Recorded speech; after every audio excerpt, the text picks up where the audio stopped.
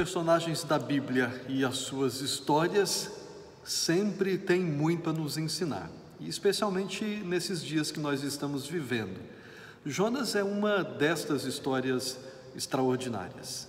Jonas parece ser a maior história de pescador que já foi contada. Um homem ser jogado ao mar, ser engolido por um grande peixe, sobreviver no seu ventre 3 dias, 3 noites, não há cabimento nenhum para isso.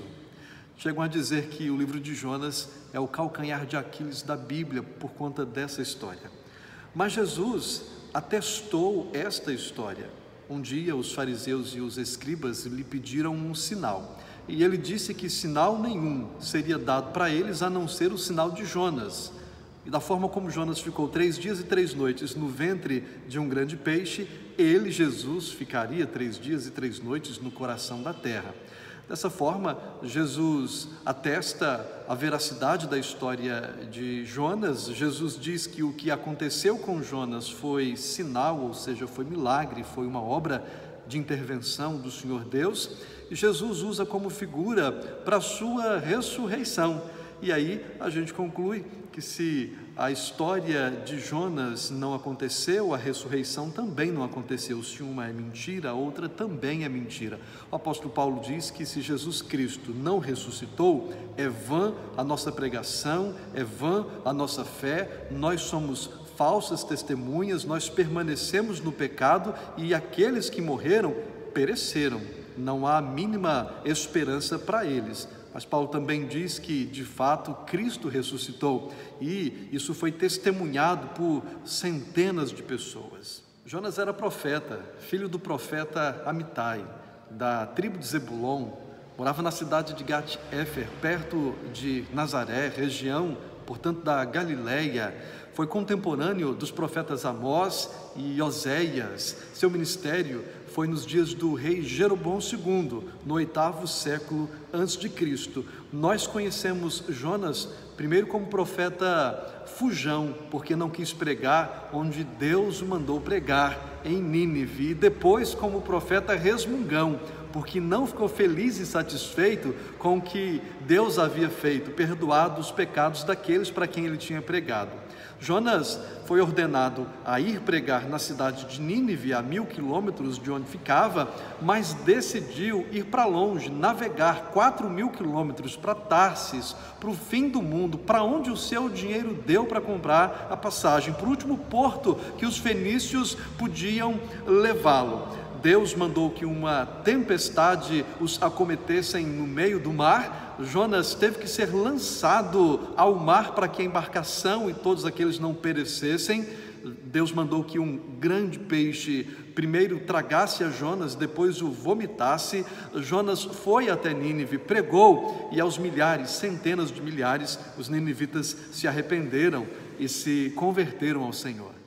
Da história de Jonas, que não é história de pescador, nós podemos aprender algumas verdades preciosas para a nossa alma. Preste atenção. Primeira verdade: Deus é soberano. Tem muitos personagens no livro: Jonas, os marinheiros, o grande peixe, os ninivitas. Mas Deus é o personagem principal.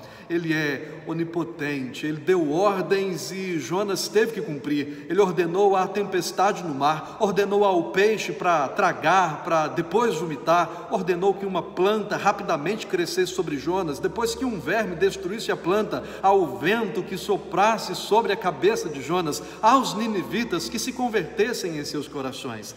Deus é onisciente, ele conhecia a desobediência e rebeldia de Jonas, o fujão. Ele conhecia também o arrependimento e a confissão de Jonas no fundo do mar. Ele conhecia a insatisfação de Jonas depois de pregar em Nínive e aqueles todos se converterem. Ele conhecia o coração dos ninivitas, a sua maldade, crueldade, imoralidade, mas também o seu arrependimento e a sua confissão. E Deus é onipotente. presente. Ele estava em Gat-Éfer, na casa de Jonas. Ele estava com Jonas fugindo no porto. Ele estava com Jonas dormindo no navio no meio do mar. Ele estava com Jonas no ventre do grande peixe, no fundo do mar. Ele estava com Jonas pregando a palavra lá em Nínive. A segunda verdade, nós somos testemunhas do Senhor.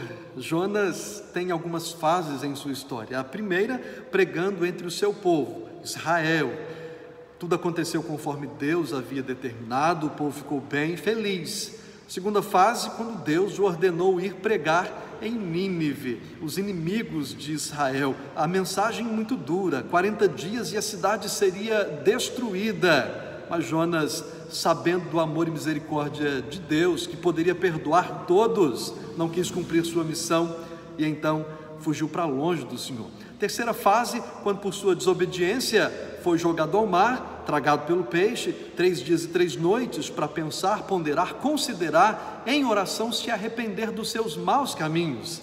Deus sempre faz assim com os seus servos, geralmente no deserto, com Moisés, com Elias, com Davi, com Paulo e até com o próprio Senhor Jesus. Mas com Jonas, uma exceção foi aberta, um milagre foi feito e ali ele pôde se arrepender das suas decisões erradas.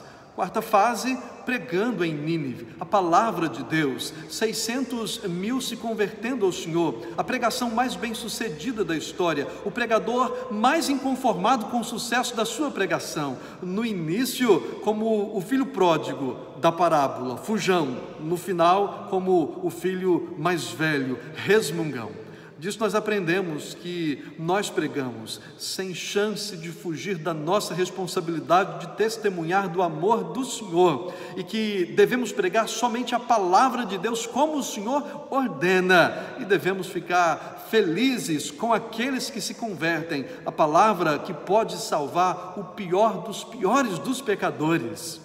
Terceira verdade, o mundo mal precisa ouvir o amor de Deus e pode por Deus ser alcançado e perdoado. A Síria era a maior nação daqueles dias. Nínive, capital, era a maior cidade do mundo, cerca de 600 mil pessoas. A cidade era gigantesca, cercada por 5 muralhas, por 3 canais, 15 grandes portas davam entrada à cidade. Lá dentro, galerias, jardins, palácios, uma biblioteca famosa, um templo enorme à Rainha dos Céus.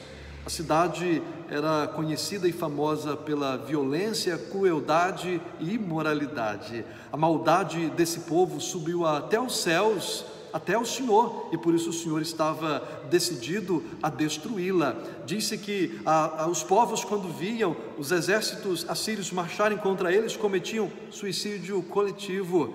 De fato, 10 das 12 tribos de Israel, tempos depois, foram destruídas pelos assírios. A palavra que Deus usa, subverter, para a destruição de Nínive, é a mesma palavra usada em Gênesis para a destruição de Sodoma e de Gomorra. Mas eles se arrependeram do mal que haviam cometido, foram alcançados pelo Senhor e foram pelo Senhor perdoados. Que essa história bíblica memorável e atestada pelo Deus Filho, Jesus, abençoe a nossa vida nesses dias tão difíceis que nós estamos vivendo. E então façamos 3 considerações finais sobre o que foi dito. Primeira, Deus é soberano. Como ordenou ao verme, também ordena ao vírus. Como dobrou o coração dos ninivitas, também dobra o coração das maiores potências, líderes mundiais. Como usou Jonas para cumprir sua vontade, também nós seremos usados, tratados e perdoados.